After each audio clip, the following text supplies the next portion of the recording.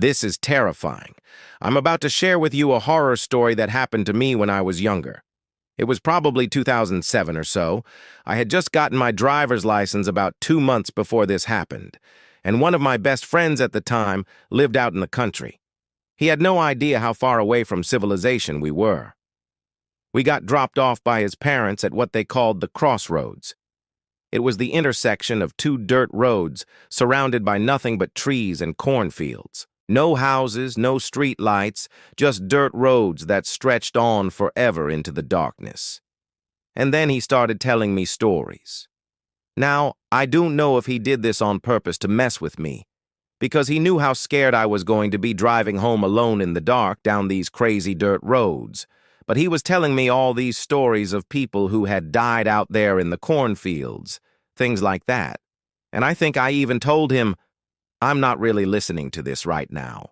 Like, it's really freaking dark and I'm kind of scared. But he continued anyway. He said, well, there's some hitchhikers that are going to try and hitch a ride with you. And I turned to him and I'm like, there's no way someone's going to hitchhike in this weather in the middle of nowhere. Well, he didn't say anything after that. And I finally got my car started. This was an old pickup truck that belonged to his dad, and I drove off down the road. The further I went, the darker it got. There were no street lights. The only light I had was my high beams, which weren't very bright to begin with. And when they hit the tall grass on the side of the road, it just kind of bounced back at me and made it harder to see. It felt like an eternity of driving down this road. I couldn't see very far. All I could see was the tall grass on the side of the road. Occasionally, it would go from green to yellow, and I'd think I was seeing a person standing there, and then I'd come up on whatever it was, and it was just tall grass. But then something started falling off the side of the road in front of me. At first, I thought it was leaves or maybe some branches, but then I saw what it was. It was dirt clods. Big dirt clods were flying off the side of the road in front of me. I slammed on the brakes and turned on my hazard lights, and I started creeping forward again. That's when I saw them. In the ditch on the side of the road, there were tire tracks. They looked like truck tracks. They were big. They were fresh. And I'm thinking to myself, this isn't good. Who else is out here in the middle of nowhere driving around? And why do they have such big tires? Was it a truck? Was it a tractor? What the hell was out there in the cornfield? Well, then I started hearing noise. It was a loud crunching noise, like something heavy was walking through the tall corn stalks. It sounded close. It sounded like it was following me. My heart started racing. I'm sitting there trying to figure out what to do. Am I going to turn this car around and go back? Or am I going to keep going forward? That's when the crunching stopped.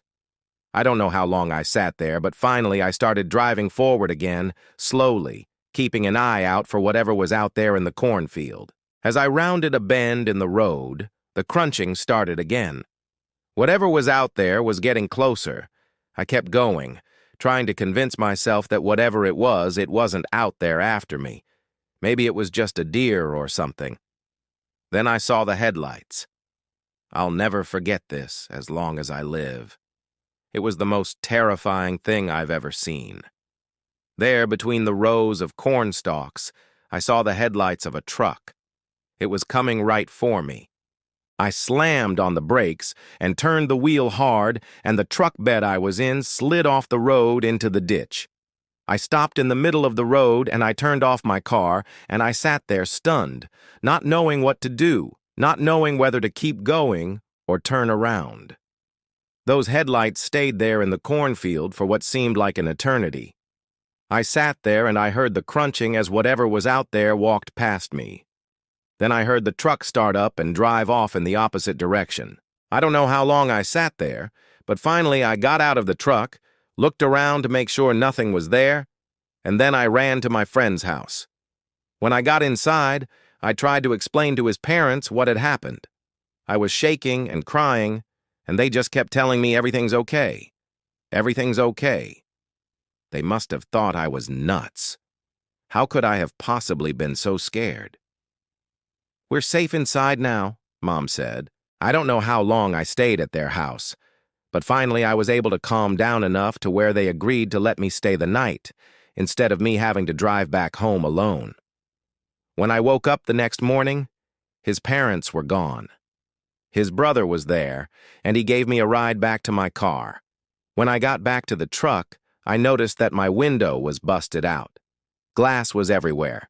I got out and looked around, and there was a big dent in the door like something heavy had hit it from the outside. I don't remember if I took any pictures of it, but I remember taking a picture of the tire tracks in the side of the road. I never asked my friend about this until about a year ago. I reached out to him on Facebook. We started talking, and I asked him why he had told me all those stories about people dying in the cornfields and being followed by hitchhikers. He said he had no idea what I was talking about. He said he never said any of that to me. And that's when it hit me. What if he had said that stuff to other people before? What if he did it to every girl that he convinced to ride out to the crossroads with him? To this day, I still wonder who else has fallen victim to this guy's twisted sense of humor. Now I will say that I'm a pretty rational person. I like to think that I can explain most things logically, but sometimes there are things that happen that I just can't explain. This was one of those things. I feel like something was out there that night in the cornfield with me. Something was watching me. Some people might call it a premonition or a sixth sense, but I like to call it being stalked by something evil. It's hard to describe the feeling you get when you know you're being hunted. It's a primal fear that kicks in and tells you to run for your life. You can feel it in your bones, deep in your gut, and it doesn't go away until you're safe. Have you ever had this feeling? Let me know in the comments below. I want to know if other people experience this. Sometimes this feeling comes over me unexpectedly, even when I'm in a familiar place. It can be during the day or at night. It doesn't seem to care about the time or the place. It just strikes me down when I least expect it. And then there are times when I'm completely alone and I feel like I'm being watched. I can feel eyes boring into me from somewhere in the shadows. It's enough to make anyone's skin crawl. I mean, come on. Who wants to feel like they're being stalked by something evil? Not me, that's for sure. So if you've ever experienced this feeling, I want to hear about it. Share your thoughts in the comments below.